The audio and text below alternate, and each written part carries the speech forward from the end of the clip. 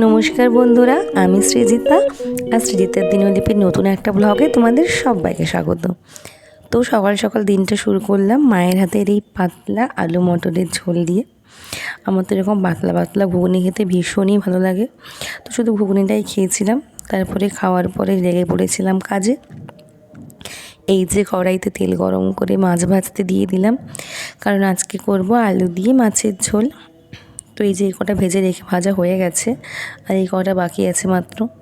তো মাছটা ভাজা হয়ে গেছে, ভাজার পরে এই যে আলুগুলোকেও একটু ভেজে নিলাম, যেহেতু তোমাদেরকে আগেই বললাম আলু দিয়ে মাছের ঝোল করব। আর আজকে আমি অনলাইনে একটা রেসিপি দেখেছি, ওই রেসিপিটা দেখেই করব মাছের ঝোল। ওই রেসিপিটা দেখে খুব সহজ মনে হলো আর ইচ্ছে হলো করতে, তাই ভাবলাম করি। কিন্তু তার আগে করব ভোলা মাছের সর্ষে ঝাল। ভোলা মাছটা আগেই ভেজে রেখেছিলাম, সেটা আর তোমাদেরকে দেখানো হয়নি, আসলে খুব ব্যস্ত ছিলাম তাই। তো প্রথমে কড়াইতে তেল গরম করে ওটার মধ্যে কুচি করে রাখা রসুনগুলো দিলাম, তারপরে দিলাম পেঁয়াজ কুচি।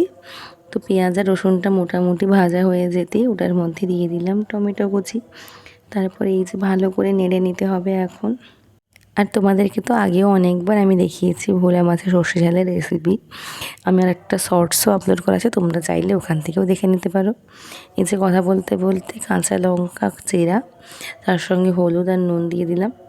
এবারে ওটাকে ভালো করে ভেজে ভেজে মশলাটা কষিয়ে নেওয়ার পালা। আর আমার না এরকম সর্ষে ঝালে মশলাটা কাঁচা কাঁচা থাকলে খুব বেশি ভালো লাগে, মানে পেঁয়াজগুলো বা টমেটোগুলো কাঁচা কাঁচা থাকলে খুব বেশি ভালো লাগে। তো ভাজা ভাজা মোটামুটি হয়ে আসার পরে ওটার মধ্যে দিয়ে দিলাম সর্ষে বাটার জল। তারপরে এই যে আগের দিকে ভেজে রাখা ভোলা মাছগুলো ওটার মধ্যে দিয়ে দিলাম। তারপরে ভালো করে নেড়ে নিতে হবে।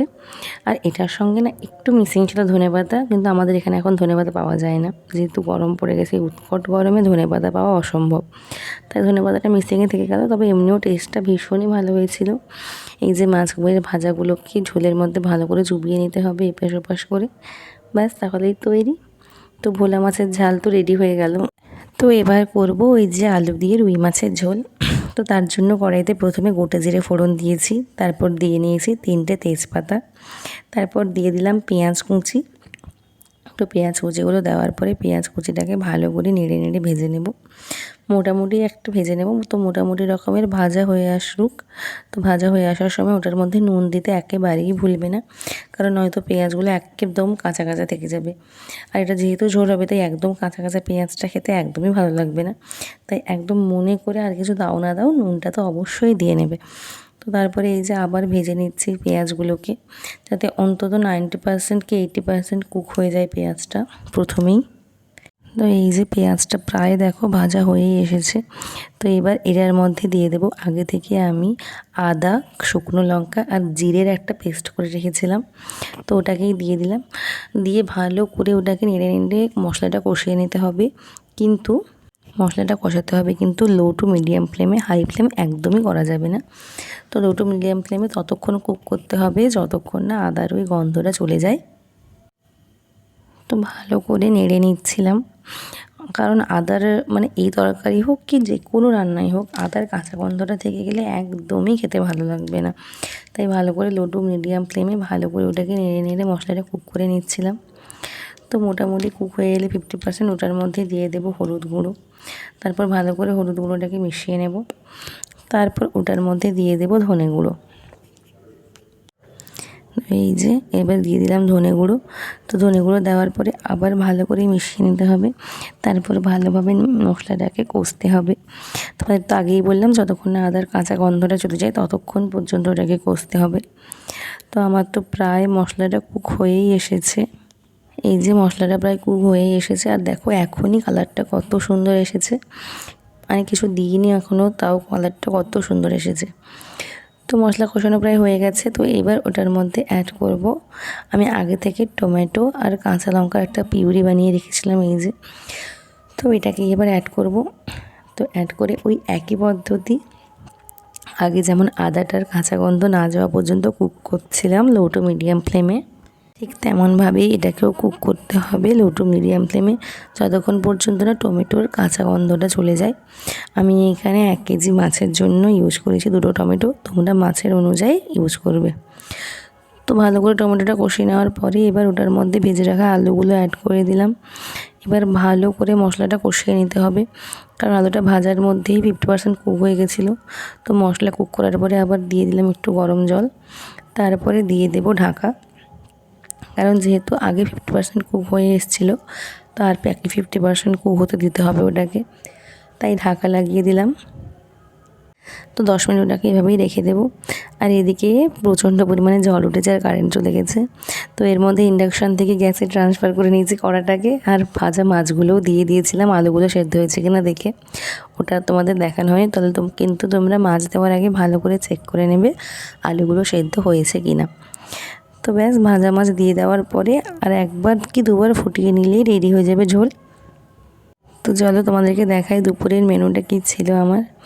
এই যে থালাতে প্রথমেই দিয়ে দিয়েছে মা মাছের তেলের চচ্চড়ি আলু বেগুন দিয়ে, যেটা আমি করেছিলাম কিন্তু তোমাদের দেখাতে ভুলে গেছি, আর যা যা রান্না করলাম সেইগুলো। তারপরে সন্ধে হতে না হতেই বেরিয়ে পড়েছিলাম, কারণ আমাদের বাড়ির পাশে একটা জায়গায় মানে একদম কাছেই হচ্ছিল মহোৎসব হনুমান পুজো উপলক্ষে। তো ভাবলাম ওখানে গিয়ে খাওয়া দাওয়া করা যাক, কারণ অনেক দিন মহোৎসবে যাওয়া হয় না। তাই যেহেতু খুব কাছেই, তাই একটা বাইকে দাদামণি আমি আর ভাই কোনো রকমে গাদাগাদি করে চলে এসেছিলাম। আর এই যে দেখো লাইটিংটা খুব মোটামুটির ওপর খুব ভালোই লাগছিল দেখতে। তো এই যে পৌঁছে গেছি, আর ওদিকে অনুষ্ঠান হচ্ছে। তো এই যে দেখো, আর আমরা তো প্রায় শেষের দিকে এসেছিলাম, তাই আমাদের পরে হয়তো আর একটা কি দুটো ব্যাচ ছিল, আর আমরা প্রায় শেষের দিকে এসেছিলাম, তাতেই অনেকটা ভিড় ছিল। আর আগের দিকে তো তাহলে অনেক ভালোই ভিড় হয়েছে বোঝা যাচ্ছিলো। আর আসলে কী বলো তো, যেহেতু খুব বৃষ্টির ওয়েদার ছিল, মানে হঠাৎ করে বৃষ্টিটা চলে এসেছিলো, তাই খুব তাড়াতাড়ি খাওয়া দাওয়া শুরু হয়ে গেছিলো। প্রায় 7টা 7:30 থেকে খাওয়া দাওয়া শুরু হয়ে গেছিলো। তো এই যে আমরা তো পৌঁছেই গেছি। তো চলো যাওয়া যাক খাওয়ার জায়গায়, আর তোমাদেরকেও দেখাবো ঠাকুরের প্রসাদে কী কী রেখেছিল। এই যে দেখো কত লোক।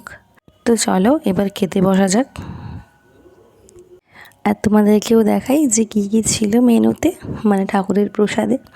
তো এই যে প্রথমে থালায় দিয়ে দিয়েছিল অন্ন, তারপরে ছিল একটা শাকের তরকারি, তারপরে দিয়েছিল ডাল, আর তারপরে ছিল কুমড়োর ঘ্যাঁট আলু দিয়ে আর পুঁই ডাঁটা দিয়ে, তারপরে দিয়েছিল আলু পটলের তরকারি, তারপরে ছিল চাটনি আর পায়েস।